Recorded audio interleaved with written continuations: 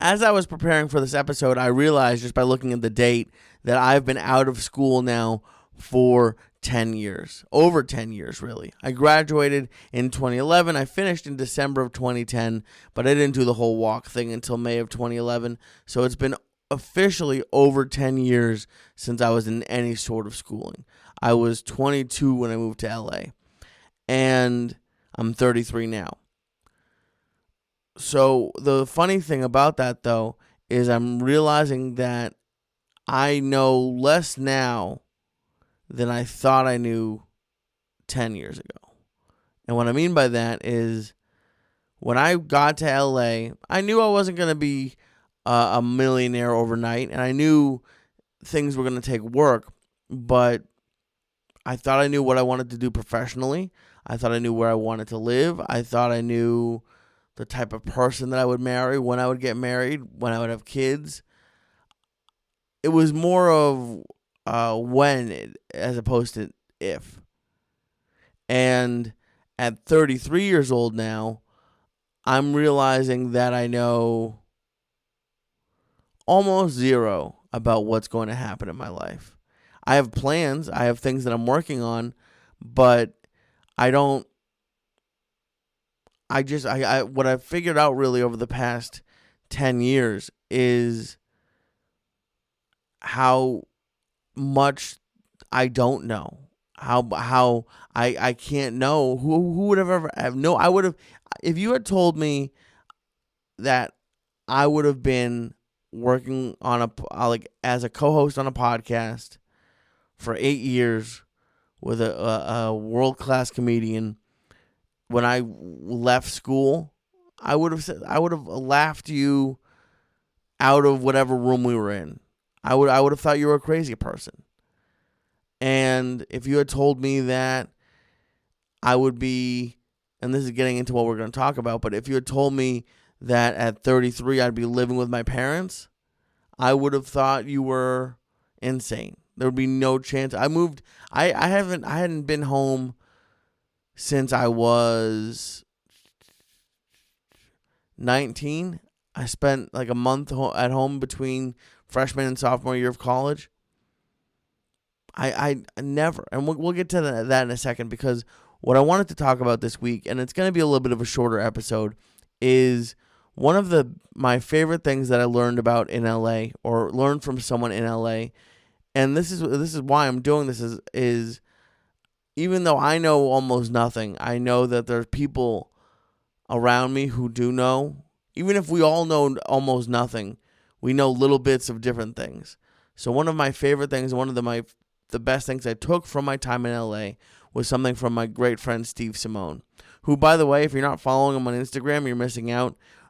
Follow him at Steve Simone, SteveSimeone, Simeone,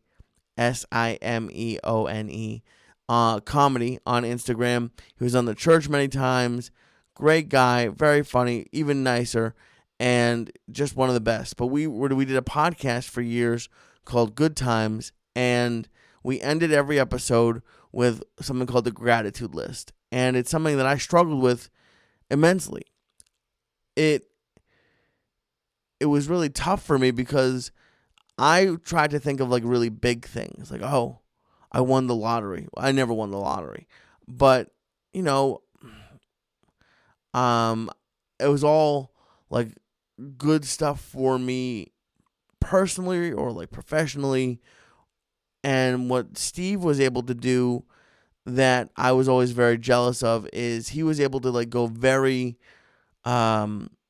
particular or specified. Like he would say like, oh, I'm grateful for being able to breathe. And it's like the stuff that actually mattered in my eyes. I'm sure Steve would be nice and say, oh, you did fine. It was tough for me at the beginning to like get into it and enjoy it and see the benefits of it.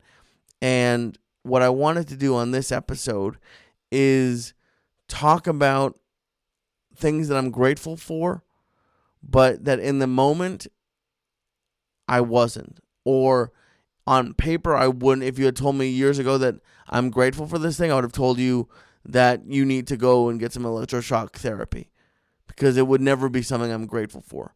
But there's a lot. I had to narrow the list down. So I think, especially because I got a great response to the mental health episode that I did a few weeks ago. And the struggle that I have with when I start getting depressed or down is when I feel like I'm not doing enough or life isn't going the way I want it to go. And the things that I'm going to talk about today are things that, like I said, are not necessarily positive on their face. You might be like, "Oh, that's bad that this is happening to Lee." It doesn't mean that things aren't disappointing and that things hey, if I could be doing this podcast from a multi-million-dollar mansion on the coast of Paraguay, I don't know why I chose Paraguay. I would be. Maybe it's cheaper. Is it Paraguay or Paraguay? I don't know. That's my aim. I'm grateful that I'm terrible at improv because I don't have any dreams to be an improv person. But I'm learning part of what these will turn into is I'm grateful for where I am now.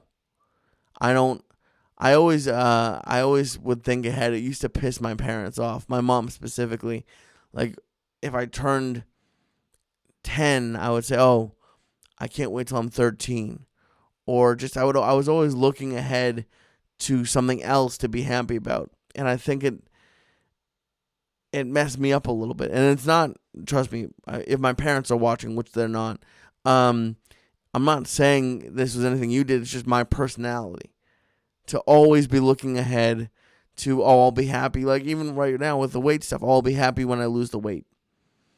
Who knows? I might not be. So I would encourage you to do the gratitude list in your own life. It really does help. But to show like a very extreme example, like I said, this week we're going to talk about bad things that I'm grateful for.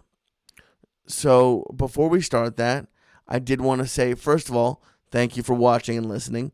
If you just listen, we are on YouTube, and I do other things on YouTube. If you're watching, check out the audio feed. You're going back to work, you're driving around, maybe you don't have time to watch it on YouTube. So thank you very much to everyone who's been supporting me. I also want to thank our sponsors for this week. Our first sponsor is Sheath Underwear. Thank you so much to Sheath Underwear. To celebrate the 100 pounds that I lost, Sheath sent me some of their underwear, and I can't tell you how much I love it. First of all, it looks great. I have the shiny red ones. They're soft. They're comfortable. When whoever your significant other is will see you in them, they'll just want to smack you in the booty. Just smack it, and that's it. They're so soft. I can't tell you how soft they are. Some of my old underwear, they give you splinters. You don't need that. You want soft, beautiful underwear, and you want it to be Sheath underwear because for many reasons. One, they have 2 pouches. See, number one is they have 2 pouches. One pouch for the special boy and another pouch for his friends. I don't know why I did that, but YouTube gets mad. I don't know. Someone gets mad. You know who it is. You got a pouch for all your friends. You got pouches. And it's nice, especially if you're working out. If it's hot and sweaty out there, you want things separate. Keep them separated. You need it separated. It's great. It feels great. You look good in them. And even better than that, it's an American company and a veteran-owned company. The owner, Robert Patton, was a U.S. Army soldier, and he came up with this idea on his second tour in Iraq. So do me a favor. Check out this awesome veteran-owned company who supports me, and if you could support them, it would mean a huge deal to me. Go to sheathunderwear.com and use promo code Syatt, SYATT, to get 20% off of your first order. Every order comes with the Sheath Underwear 100% back money back guarantee. That's 100% money back guarantee at sheathunderwear.com, promo code Syatt. Get Sheath Underwear and let them support your balls. This podcast is also brought to you by Freeze Pipe. Freeze Pipe. Let's talk about Freeze Pipe, okay? Freeze Pipe is the only way that I smoke now. It's you guys saw me taking bong hits with Joey. I coughed like I had COVID before COVID. Freeze pipe, you get an icy cold hit every time. It comes with a detachable chamber that you freeze beforehand, and you don't have to. It still works if you don't, but trust me, you want to freeze. It's like when you put your underwear or a blanket in the dryer and it gets all warm and toasty. It's the exact opposite of that. You put it in the freezer and it cools everything down. It's amazing. Smoke passes through the frozen part and cools it down as you inhale. It's like putting an ice cube in a bong, but way better. Because sometimes the ice cube doesn't fit, and it does. It's if ice cube in a bong is like a cheeseburger, the freeze pipe is a steak. It makes everything better. The coils are made with glycerin. It's non-toxic. It freezes faster than water, and once it's frozen, it stays frozen longer. It cools the smoke down by hundreds of degrees. Your throat and lungs will thank you. Whether you hit a pipe, bubbler, bong, or dab, Freeze Pipe has it all. If you can smoke from it, Freeze Pipe makes it. Go to thefreezepipe.com and press in code LEE, my name, LEE, to get 10% off of your first order. Get your bong, pipe, or bubbler today. Go to thefreezepipe.com and press in code LEE to save 10%. Thank you so much to all of our sponsors. So, there's a lot that I'm grateful for, frankly. And we're going to start out with an older one. I'm actually very grateful that I didn't have a lot of friends growing up. I've always been a very shy person, sometimes called an introvert, sometimes called a dork, whatever you want to call it. And for a while, I was upset about it. I had going back to my childhood, I have a summer birthday in July, and I was always very upset because we didn't really get to celebrate it in school. My mom would always send cupcakes, but it's a little bit different. And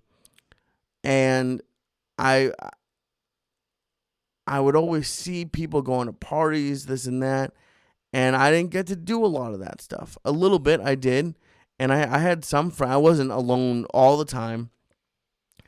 But I'm actually grateful for that because I think it taught me how to be happy with myself. And I'm still working. I'm not 100% happy with, I don't think anyone's 100% happy with themselves. But I see a lot of times that other people have an issue with being alone.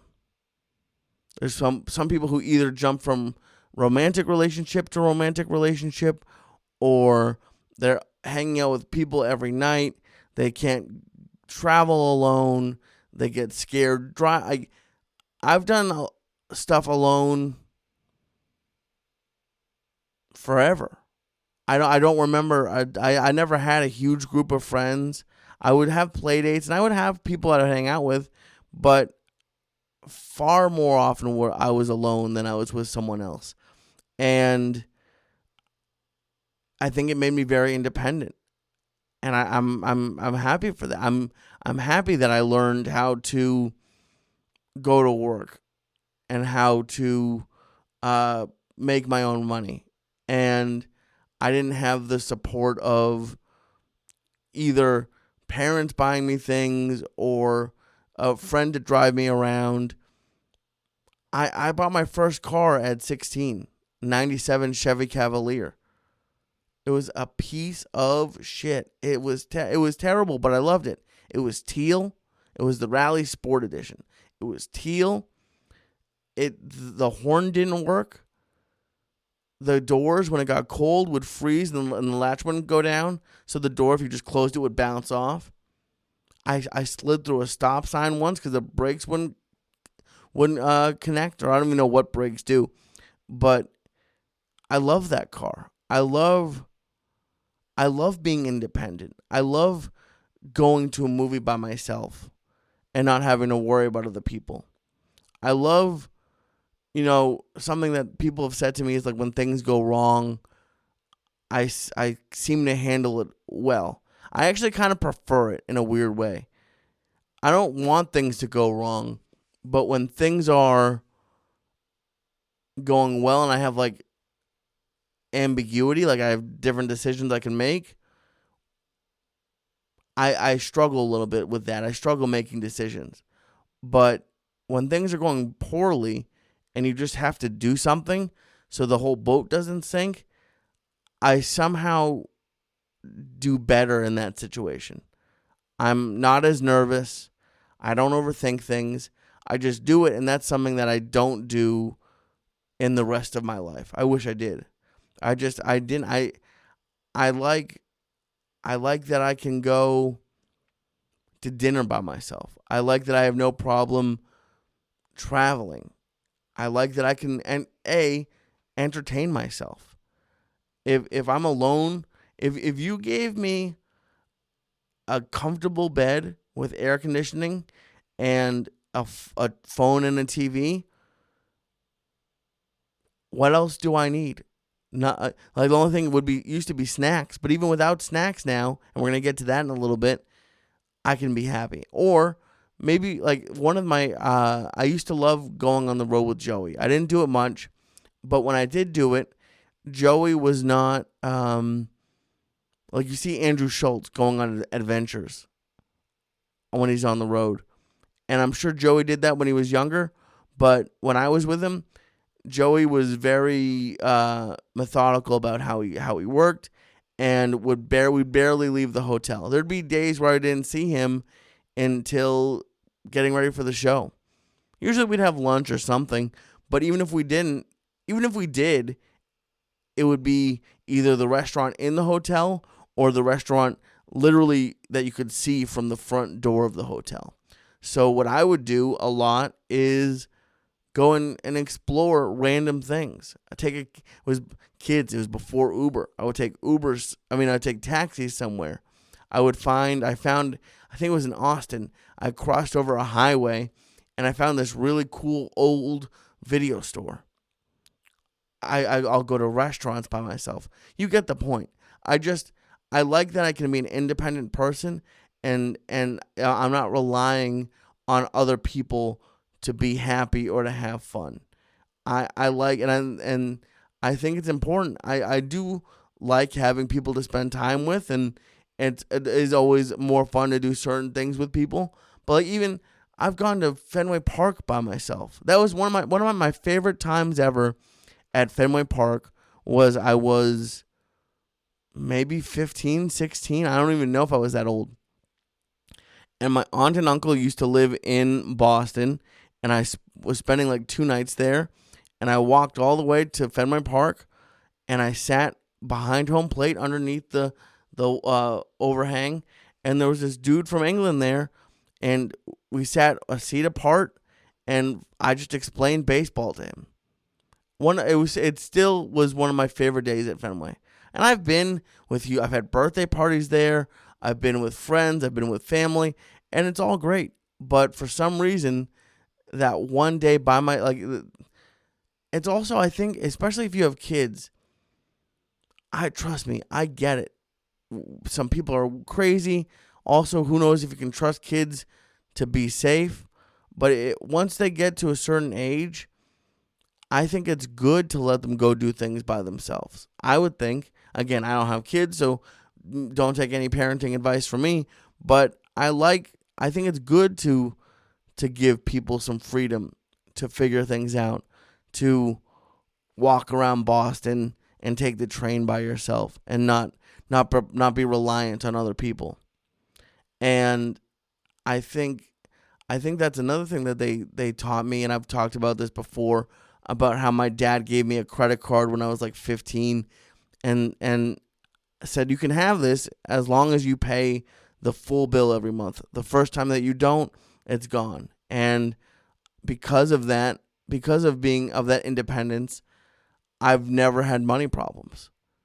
I've never really fallen into debt. I am living at home now at 33, but frankly, I'm enjoying it. And that's actually that's the next thing on the list is, even though, so when I moved out, like I said, I think the last time I was there with any of my parents for longer than at most a week was when I was 19, somewhere between freshman and sophomore year of college, I spent about a month at home. And since I was like 5 or 6, I would tell my parents I wanted 3 things: a job, a car, and an apartment. I wanted to get out of there. And I just wanted to be an adult. That really is really what it boils down to. I wanted to be, I was sick of being a kid. I wanted to be able to do whatever I wanted to do. I wanted to have money. And that's what I was focused on. And living at home at now 33, and in theory, I could move out. It wouldn't be the nicest apartment, but I could afford to move out now. But there's a few reasons why I'm not. There's some things I'm working on that who knows where I'm going to be. But frankly, I'm kind of enjoying it. I was one of the things I was most nervous about when I left LA, about moving home. And trust me, I'm not going to turn into that kid who his parents had to sue him to get him out of their house a few years ago. By the end of this year or very early next year, I plan on having my own place again. But I really have enjoyed and am very, like, just going back to the theme of this episode, very grateful that I spent the past almost year living at home. If you watched my last reaction video or listened to it, and by the way, I do those every Thursday, I was talking about that it's been fully a year since the last church episode. And I went to Milwaukee for 2 months between coming back to Boston. So November will be a full year for me in Boston, or with my parents, because I did spend 2 months in Florida. But that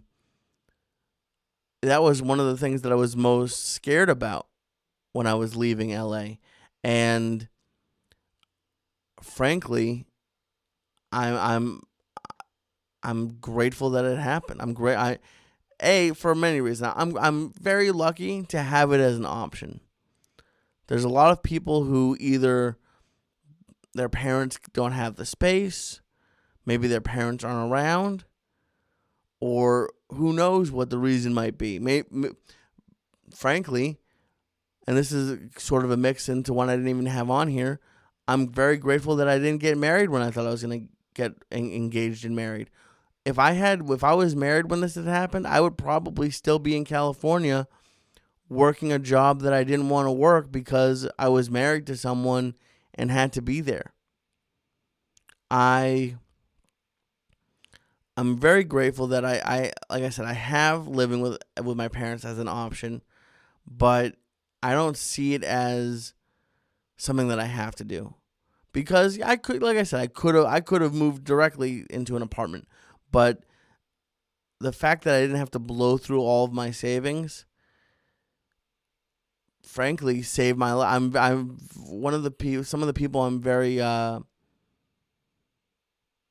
I feel very bad for are people who throughout this pandemic had to, like, not that they didn't want to work, but they literally couldn't work and owe a ton of money on rent or to their credit cards. And I am just the fact that I frankly paid.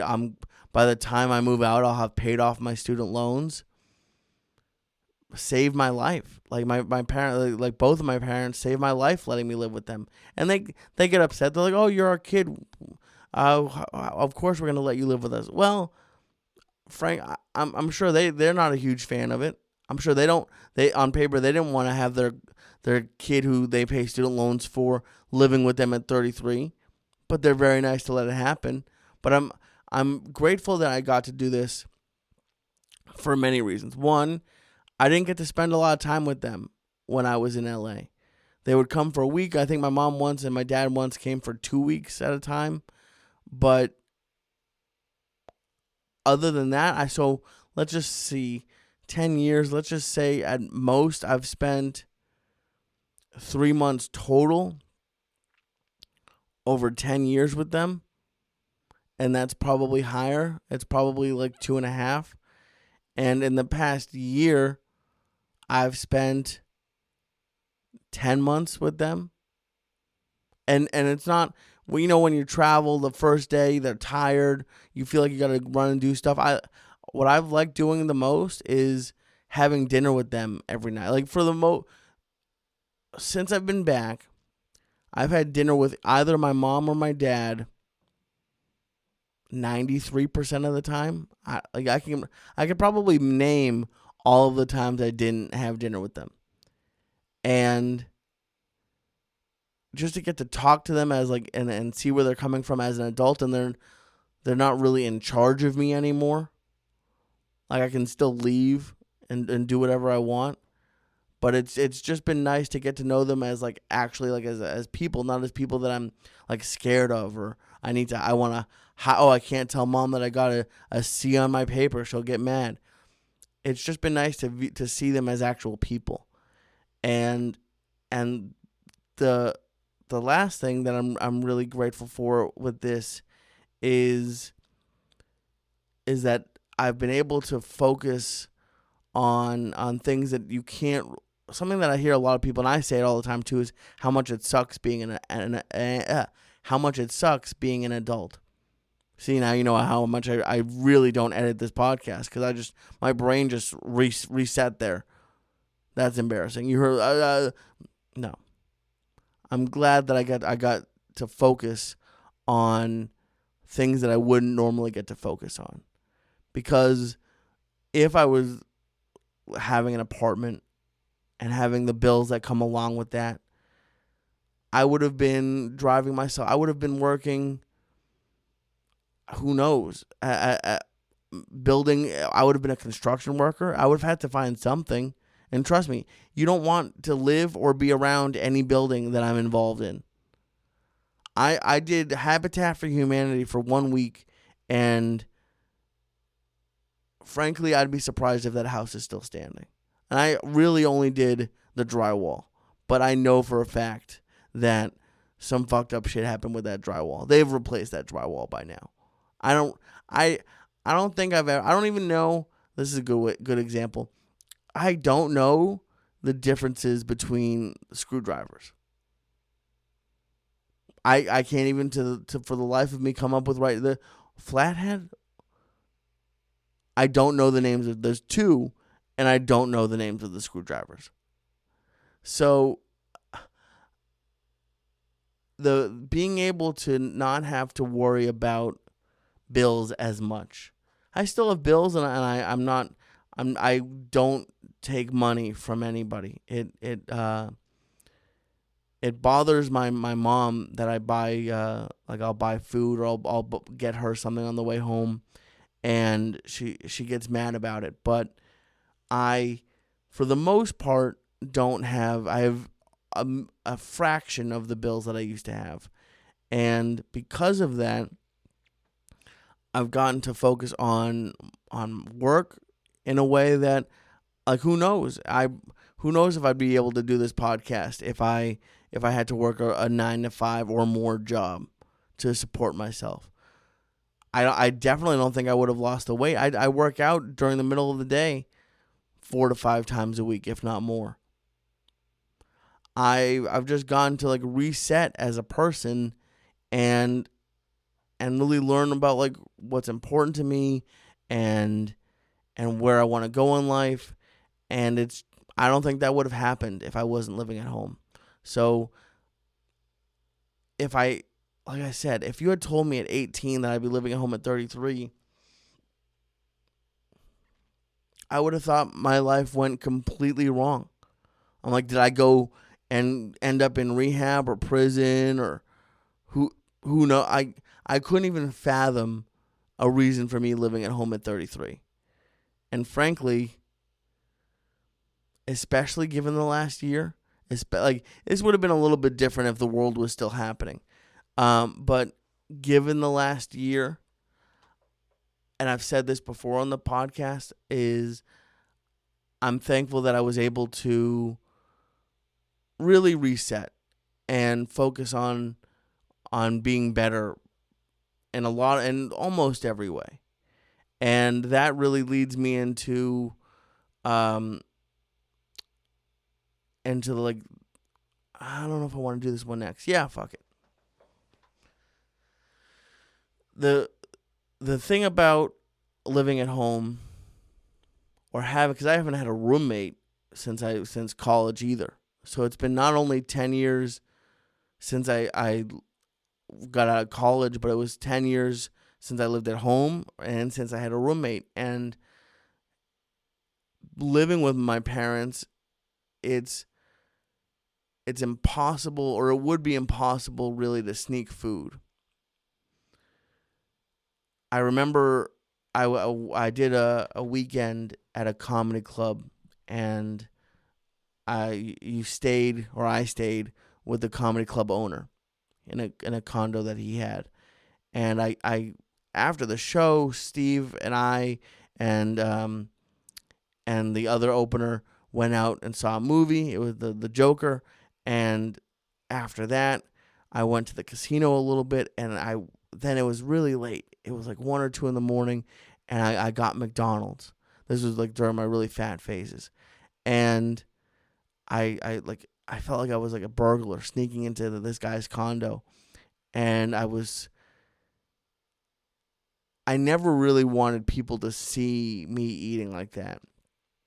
And he was up, and I was really trying to sneak it in, and he saw it, and he, God bless him, he didn't say anything, but it was embarrassing. And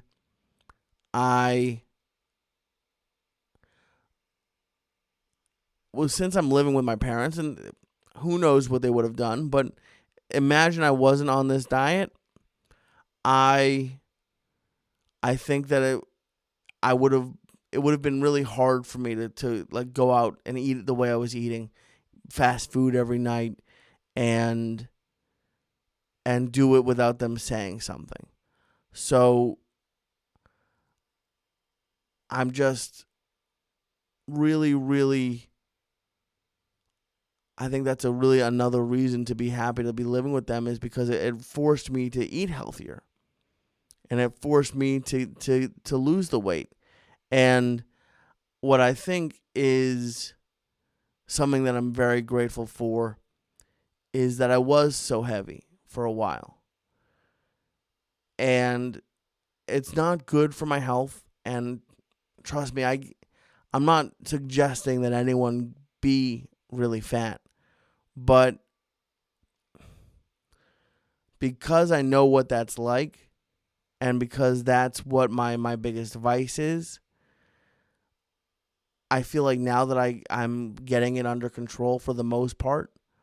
I know that it's always going to be something that I deal with, but I know that I can do this. It has shown me that I'm capable of really being in control of my life. So which will translate into other aspects, into my business, into my love life, which we'll talk about for the ending one.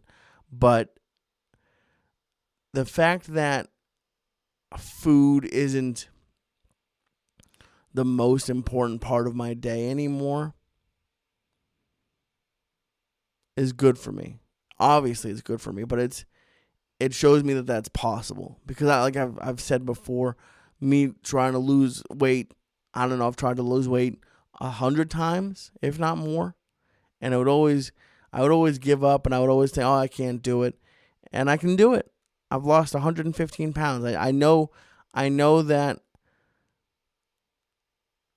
it's possible, and it frankly, even more than it's possible is I know the feeling, and I know like I'm capable of saying no to things. Like I'm trying to think of an example. I'm capable of, if my mom has Lucky Charms at home, or my dad, like and my dad, he did it out of love, but when I was with him, I was when I was in Florida, I was probably 60 pounds heavier than I am now. 70 pounds heavier when I first got there.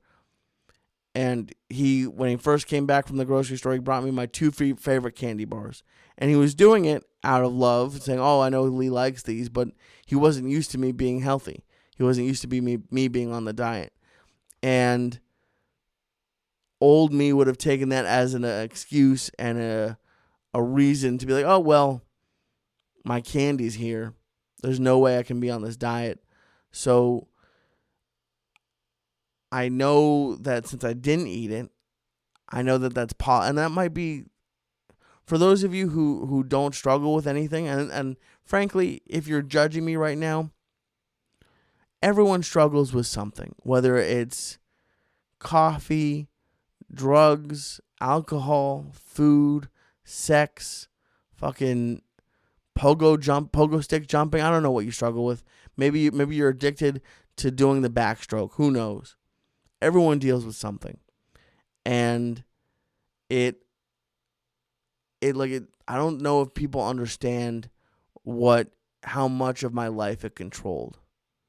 It was the only, traveling was all around the food I was going to get to eat. Relationships were the food we're going to get to eat. Everything, going to movies was, where am I going to stop to get food before, what snacks am I going to bring? That was where my happiness came from, and it's not good. It's not good, but I think what happens to some people is they don't really deal with anything like that early in life, and when something bad happens later, they completely lose their shit. And I don't think that's going to happen to me. I think, and who knows, I could have a mental breakdown on this podcast, and I might. But I think that dealing with the adversity that being fat brought was good for me. I think that learning how people judge you is important to know, because I'm a very trusting person, but I know that people will judge you or treat you differently for things like that. And maybe it's not being fat. Maybe it's, you have tattoos or a race or who knows, you're transgender, whatever. I think it's important to realize where people are coming from, and to not that you can expect people to always be bad, but to have I think a fairly realistic view of the world and how some people are. And it shows you, like, the people who were nice to me and were loving to me at my biggest are the people that I'm going to stick with.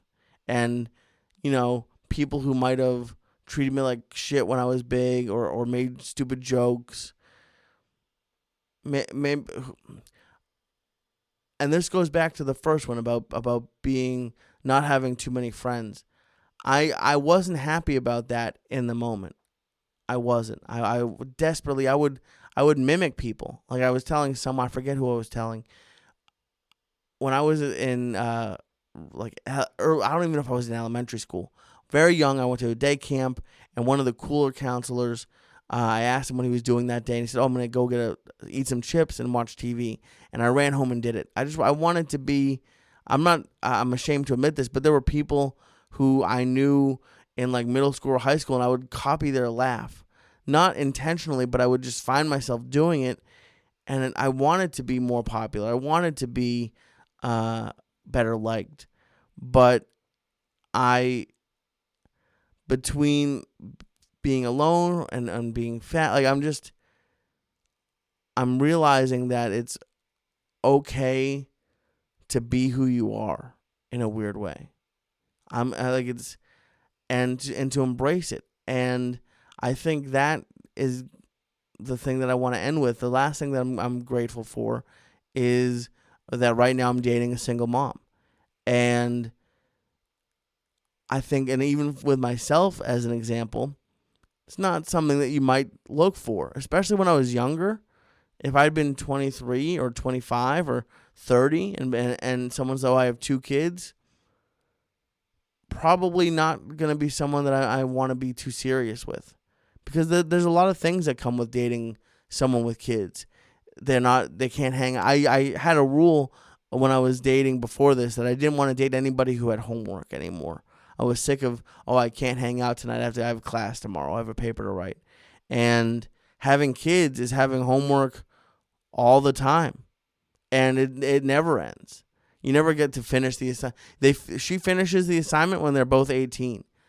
And that it means that sometimes like we can't just go on vacation, or we can't just go out every night. But I'm really enjoying it. Like I'll even, let's see which one I'll show you. Here it is. Like they draw me stuff. Like they're 6 and 3, and it's been really fun, and like I really enjoy the fact that she has kids for a lot of reasons. One, kids have so much more kids, all this stuff, like this outlook on life that I've been talking about throughout this episode.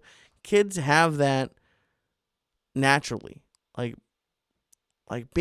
living has fucked me up in a weird way. Has like taken the joy out of things, or caring too much about what people think.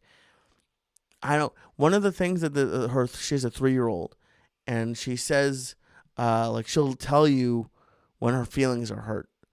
Like she eats things in a unique way. She'll like take like the cheese off of the pizza and eat that, and then eat the crust. And one of the other kids, not her sister, but another kid told her that it was weird, and she goes, "You're making me sad." And it's a funny, cute thing to say, but it's also like, I wish I could say that to people. Like, I don't like what you're saying to me. Like, that's not what you're saying. Isn't nice. It makes me feel bad. It sounds like a dorky thing to say. See, I'm even judging it myself. It's not. I should feel comfortable hey, man, I don't like the way you're talking to me, or you're being rude, or you're being mean, but you don't want to rock the boat. Your boss or your girlfriend's gonna get mad if you. Who cares? Like, the honesty that kids have has been refreshing to be around, and B, it's also a lot of like. One of the things that on paper might not be a great thing about dating a single mom is the kids wake up early. And they do. They wake up really early, and they're ready to go almost immediately. Like I've never once played tag at 7 a.m. before. Even as a kid, I think I was like the kid who would just like eat a snack and watch TV, play with a Game Boy. My mom wouldn't let me do either of those things that much. But like in the 2 months that we've been dating, I met the kids like I think a month ago, 3 weeks ago, and I've slept over a couple times on the weekends when they're there, and it goes immediately to coloring and to tag and hide and go seek, which, by the way, playing hide and go seek with kids that aren't yours, or I guess if they were yours, it would be scary too. But when have like responsibility for kids, it's terrifying to play hide and go seek because they take it seriously and they're small. So like they can hide under the sink, they go in the closet and hide under like a blanket. I've had to have the mom help me find them because they're too good at hiding. But it's been fun. Like it really helped me realize Joey. Helped me understand Joey and how he has been over the last, I guess, 8 years that his daughter's been alive.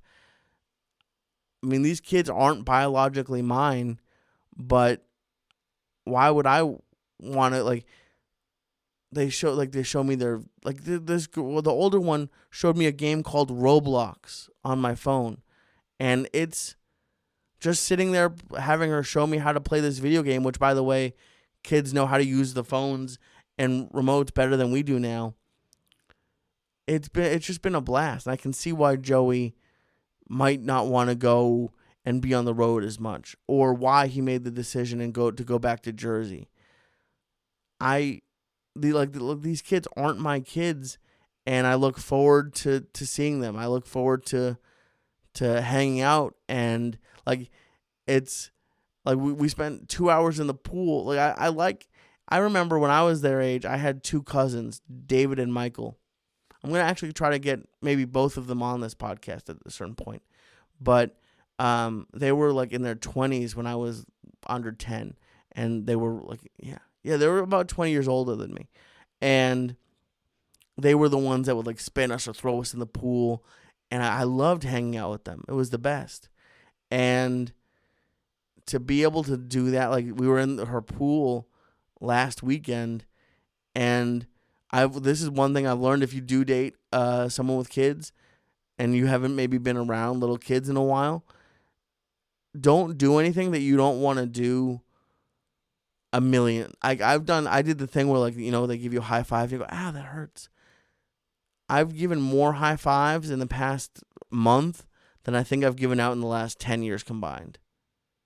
We were in the pool, and one of the kids got on my shoulders, and I spun her around, and I threw her off, and I literally lost more weight that week than I've lost in like 5 months, just from the cardio of playing with kids.